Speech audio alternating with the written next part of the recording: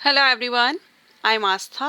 Welcome करती हूँ आप सभी का अपने YouTube channel government job जेन्यू notification.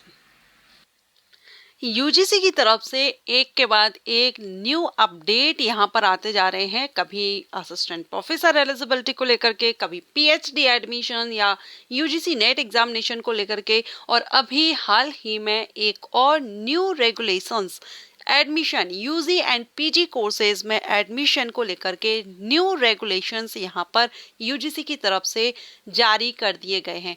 घोषणा की गई है, अगर आप UG means under graduate courses में एडमिशन लेना चाहते हैं या आप पीजी कोर्सेज में एडमिशन लेना चाहते हैं तो क्या नए नियम हैं, इन नियम के तहत आपको क्या क्या फैसिलिटी दी जा रही है, क्या ये आपके लिए बेनिफिट है या नहीं। वैसे अगर बात करें तो यहाँ पर टोटल 7 जो बड़े चेंजेस हैं, बड़े बदलाव हैं, 7 बड़े बदलाव यहाँ पर यूजीसी की तरफ से under graduate and post graduate courses को करने वाले जो कैंडिडेट हैं उनके लिए है। बहुत से कुछ अपडेट पहले आए थे जब मैंने आपको वीडियो प्रोवाइड किया था, लेकिन अब हम इस वीडियो में यूजीसी की तरफ से यहाँ ऑफिशियल जो नोटिस है वो जारी कर दिया गया है और जो 7 मेजर जो पॉइंट हैं उनको हम इस वीडियो में कवर करने वाले हैं। 7 बड़े बदलाव यूजी पीजी कोर्सेज एडमिशन को लेकर के, क्या नए नियम हैं, क्या रेगुलेशंस हैं, इनके अंतर्गत आपको क्या, किस तरह से आप एडमिशन ले सकते हैं या आपको क्या फ्लेक्सिबिलिटी यहाँ पर दी जा रही है, सारी इंफॉर्मेशन आपको दूंगी। तो अगर आप एक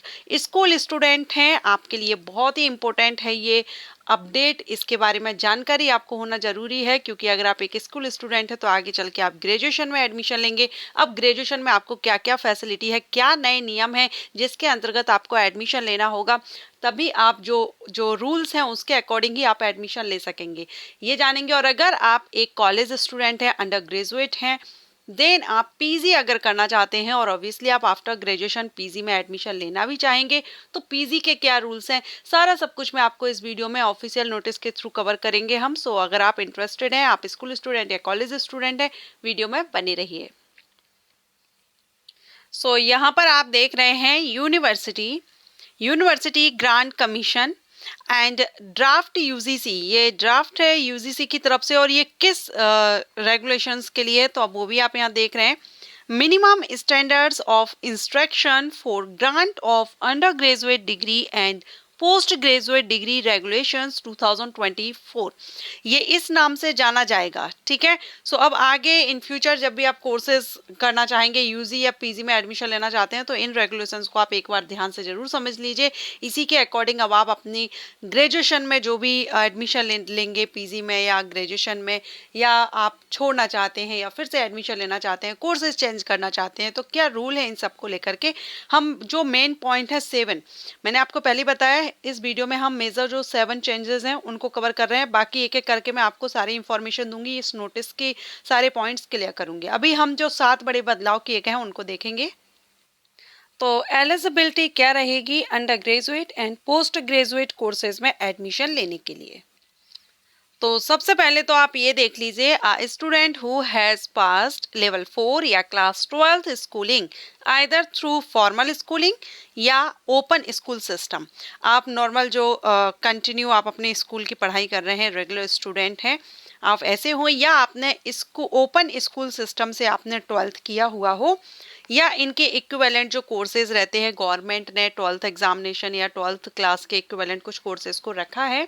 अगर आपने 12th पास किया है रेगुलर या ओपन स्कूल सिस्टम से, या आप इसके इक्विवेलेंट कोई कोर्स करते हैं, तो ये सभी स्टूडेंट आफ्टर 12th यहाँ पर एडमिशन ले सकेंगे अंडर ग्रेजुएट प्रोग्राम में, या इंटीग्रेटेड अंडर ग्रेजुएट या पोस्ट ग्रेजुएट डिग्री प्रोग्राम जो इंटीग्रेटेड कोर्सेज होते हैं उनमें आप एडमिशन ले सकते हैं। First rule.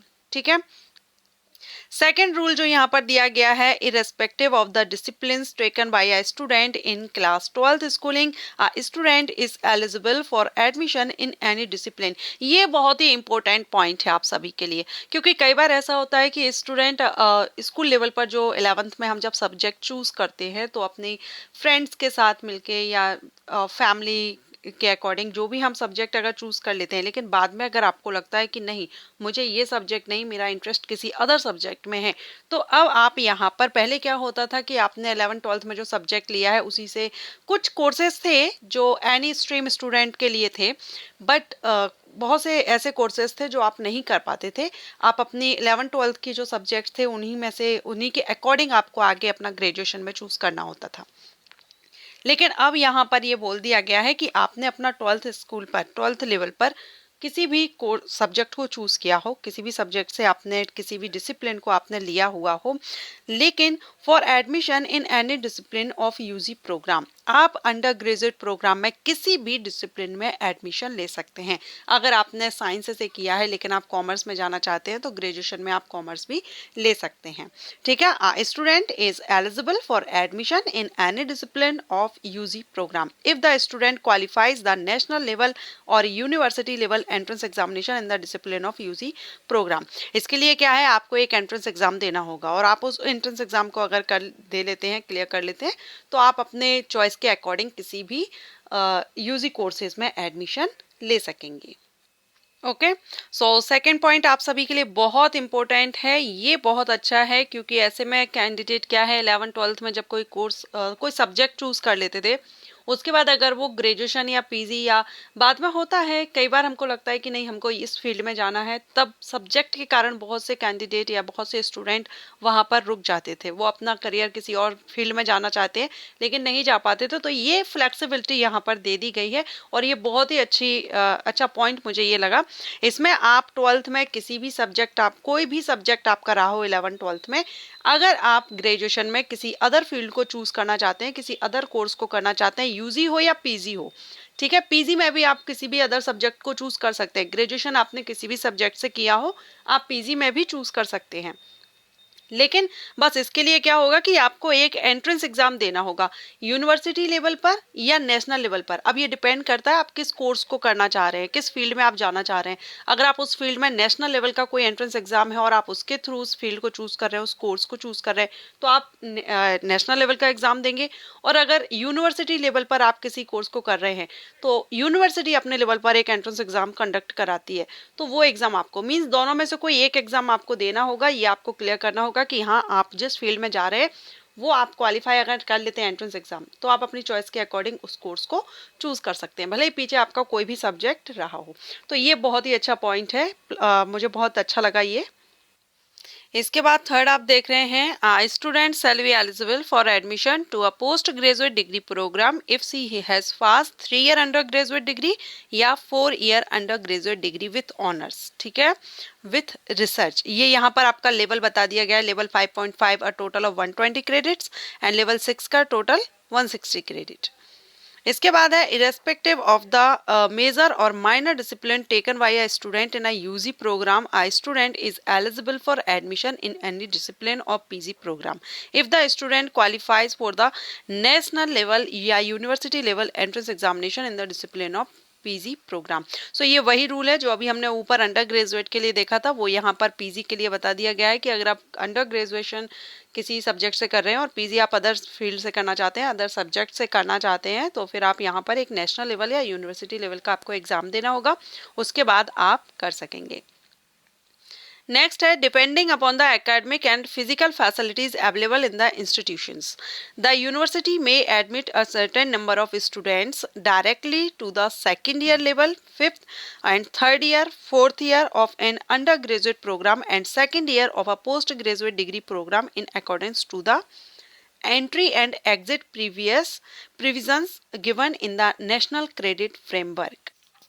So national credit framework के अंतर्गत आप एंट्री, जो कोई इंस्टीट्यूट है वो entry and exit 2nd year, 4th year या 3rd ईयर में एडमिशन दे सकते हैं। पीजी के 1st ईयर में आपको एडमिशन मिल सकता है ये इंस्टीट्यूट के लिए। A student can pursue 2 UG programme, ये यहाँ पर देखिए 2 यूजी प्रोग्राम्स के लिए आपको यहाँ flexibility in terms of changes of discipline, institute, mode of learning as given in UGC's curriculum. तो यहाँ पर क्या है, ये जो रेगुलेशंस के अंतर्गत ये यहाँ पर एकेडमिक प्रोग्राम में एंट्री करने के लिए या एग्जिट की फ्लेक्सिबिलिटी देता है एक तो, एंड पिछली जो पढ़ाई है उसको मान्यता के साथ ये सुनिश्चित करता है कि जो स्टूडेंट है अपनी पढ़ाई को फिर से शुरू कर सकते हैं। या किसी कारणवश अगर वो छोड़ देते हैं तो बीच में exit and entry and exit का यहाँ पर रूल आ गया है। एंड बिना किसी शुरुआत के अपनी इंटरेस्ट के अकॉर्डिंग नए फील्ड में भी जा सकते हैं।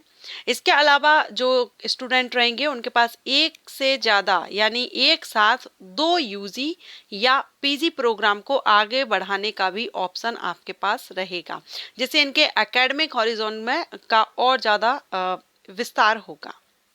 ओके, यहाँ पर ये यूजी के लिए दिया गया और यहाँ पर 2 पीजी प्रोग्राम्स के लिए इन्होंने बताया हुआ है।